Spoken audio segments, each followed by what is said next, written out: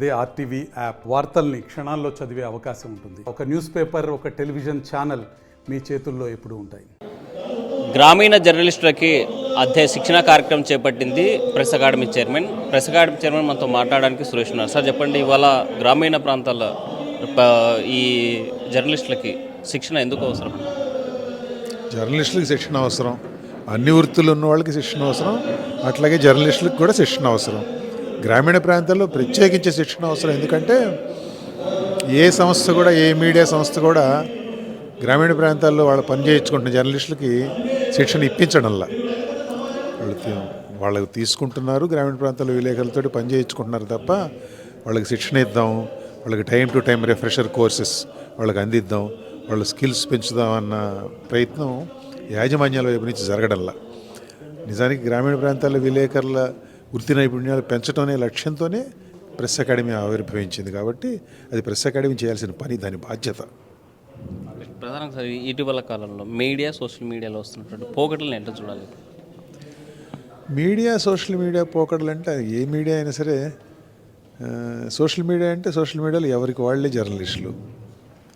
Media అలా కాదు కదా. మీడియా అనేది మీడియాకి సంబంధించి, మీడియా రెగ్యులేషన్కి సంబంధించి దినపత్రికలు అయితే మీడియా ప్రింట్ మీడియా రెగ్యులేషన్ కోసం గాను ప్రెస్ కౌన్సిల్ ఆఫ్ ఇండియా అనేది ఒకటి ఉంది. ఈ న్యూస్ ఛానల్స్ రెగ్యులేషన్కి అయితే ప్రస్తుతానికి అటువంటి యంత్రాంగం ఏమీ లేదు. కానీ వాళ్ళకి కొన్ని స్వీయ నియంత్రణ అనేది పాటిస్తున్నాం అని చెప్పుకుంటున్నారు. కానీ నిజానికి ఆ రకమైన నియంత్రణ కూడా 100% పాటించడం లేదు. అందులో కూడా రాకూడని బ్రాడ్కాస్ట్ అందులో కూడా జరుగుతూనే ప్రసారాలు.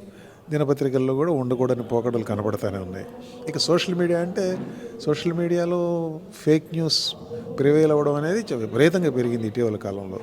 దానివల్ల సామాజికంగా ఉద్రిక్తులు వస్తున్నాయి. దానివల్ల సమాజం చెడ్డదారిలో పయనిస్తుంది. వ్యక్తిత్వ హననం, వ్యక్తిగతమైన దాడులు ఒక భాగం అయితే, అలా కాకుండా సమాజంలో అశాంతి రేకెత్తించడం, సమాజాన్ని రెండు వర్గాలు చీల్చడం అనే లక్ష్యంతో ఒక పథకం ప్రకారం జరిగే తప్పుడు ప్రచారం కూడా సోషల్ మీడియా దానికి వేదిక అవుతూ ఉంది. వీటిని అన్నింటినీ పరిహరించాల్సిన అవసరం ఉంది. వీటికి అడ్డుకట్ట వేయాల్సిన అవసరం ఉంది. సార్, ప్రధానంగా చెప్పండి, నేపాల్లో సోషల్ మీడియాని నియంత్రించడం వల్ల జరిగిన రాజకీయ సంక్షోభం కావచ్చు, గతంలో మేఘాలయలో, మణిపూర్లో కూడా ఇలాంటి ఇబ్బందులు వచ్చారు. అసలు ఈ నియంత్రణ ఎట్లా చూడాలి? నియంత్రణ అంటే ఇప్పుడు నేపాల్లో జరిగిన దానికి సంబంధించి మీరు సోషల్ మీడియాని బ్యాన్ చేసిన కారణంగానే నేపాల్లో తిరుగుబాటు వచ్చింది, విప్లవం వచ్చింది అని అనుకోవటం పొరపాటు. నేపాల్లో అక్కడున్న రాజకీయ పరిస్థితులను బట్టి,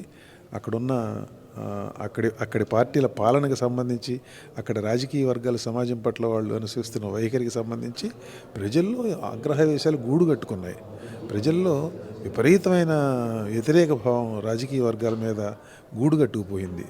ఇది ఓన్లీ ట్రిగ్గర్ అన్నమాట. ఇది ఈ సోషల్ మీడియా సైట్స్ని, సోషల్ మీడియా ప్లాట్ఫామ్స్ని బ్యాన్ చేయడం అనేది అది ఒక ట్రిగ్గర్ అంతే. అంతేగాని ప్రజల్లో నిజానికి రాజకీయ పాలన, రాజకీయంగా నెలకొన్న అవినీతి, బంధుప్రీతి, వీటన్నిటి మీద జనంలో వ్యతిరేకత ఉండి పొంగి పొర్లింది ఒకసారి.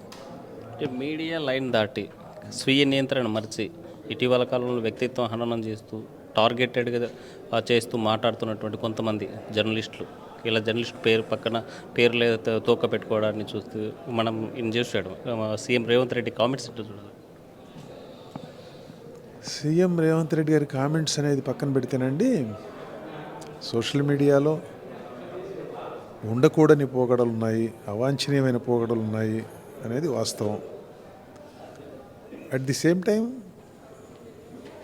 సోషల్ మీడియా ప్లాట్ఫామ్స్ మీద ఉన్న అన్నీ కూడా సోషల్ మీడియా అని అంటానికి వీల్లేదు. సోషల్ మీడియా ప్లాట్ఫామ్స్ మీద మెయిన్ స్ట్రీమ్ మీడియా కూడా, వాళ్ళకు కూడా సోషల్ మీడియా ప్లాట్ఫామ్స్ మీద నుంచి ఆపరేట్ చేస్తున్నారు. వాళ్ళు రెస్పాన్సిబుల్ జర్నలిజం చేసేవాళ్ళు ఉన్నారు, ఇర్రెస్పాన్సిబుల్ జర్నలిజం చేసేవాళ్ళు కూడా ఉన్నారు. అందరినీ ఒకే ఘాటు కట్టడం అనేది కరెక్ట్ కాదు. ప్రధానం మనం చూస్తున్నాం, మీరు ప్రెస్ అకాడమీ చైర్మన్గా బాధ్యతలు తీసుకున్నారు. మీ ముందున్నటువంటి లక్ష్యాలు అకాడమీ లక్ష్యం ఏమిటంటే జర్నలిజం, ప్రత్యేకించి తెలుగు జర్నలిజం, దాని స్థాయి పెంపొందించడం, దాన్ని కొంచెం పైకి తీసుకెళ్ళడం. ఆ పైకి తీసుకెళ్ళడం ఎలా సాధ్యం అవుద్ది? జర్నలిజాన్ని స్థాయి పెంచడం అంటే జర్నలిస్టుల స్థాయి పెంచడం.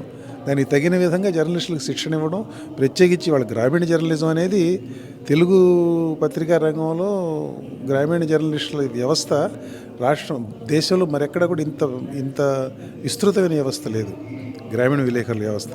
కాబట్టి వీళ్ళు కీలకమైన పాత్ర పోషిస్తున్నారు. కాబట్టి వాళ్ళ తెలుగు మీడియాలో వీళ్ళకి తగిన శిక్షణ ఇవ్వడం, ఎప్పటికప్పుడు వస్తున్న కొత్త డెవలప్మెంట్స్, కొత్త పోకడలు, వాటిని అన్నింటినీ అప్డేట్స్ వాళ్ళకి అందించడం లక్ష్యంగా అకాడమీ పనిచేస్తుంది. అకాడమీ చంద్రబాబు నాయుడు గారు 1996లో ఆయన స్థాపించింది ఆ లక్ష్యంతో.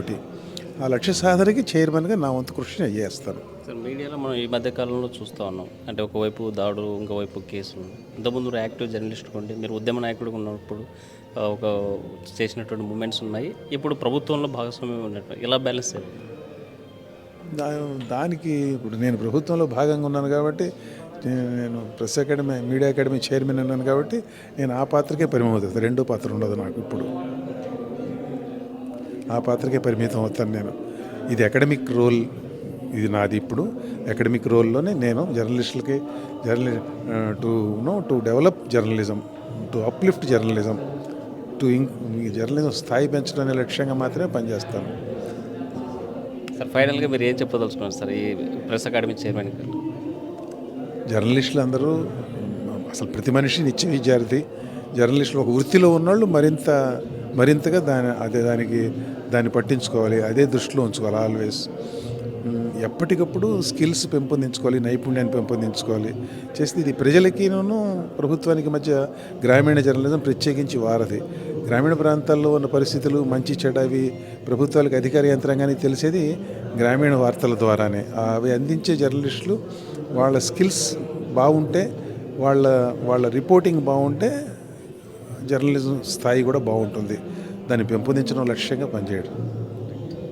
గ్రామీణ ప్రాంతాల్లో ఉన్నటువంటి జర్నలిస్టులకు అవగాహన కల్పించడంతో పాటు వాళ్ళని చైతన్యవంతం చేయడం, దాంతోపాటు క్రమశిక్షణ కలిగినటువంటి ఆర్గనైజేషన్గా దీన్ని డెవలప్ చేస్తాము. నా ముందున్నటువంటి లక్ష్యం ఒకటే, ప్రెస్ అకాడమీ లక్ష్యాలు ఏవైతే ఉన్నాయో ఆ లక్ష్యాలకు అనుగుణంగా నేను వర్క్ చేస్తామని ఆలపాటి సురేష్ చెప్పేటువంటి పరిస్థితి. వీడియో జర్నలిస్ట్ చంద్రశేఖర్తో హుస్సేన్, ఆర్టీవీ కర్నూలు. మరిన్ని వీడియోస్ కోసం ఛానల్ ని సబ్స్క్రైబ్ చేయండి, లేటెస్ట్ అప్డేట్స్ కోసం వాట్సాప్ ఛానల్ ని ఫాలో చేయండి అండ్ లింక్ డిస్క్రిప్షన్ లో ఉంది.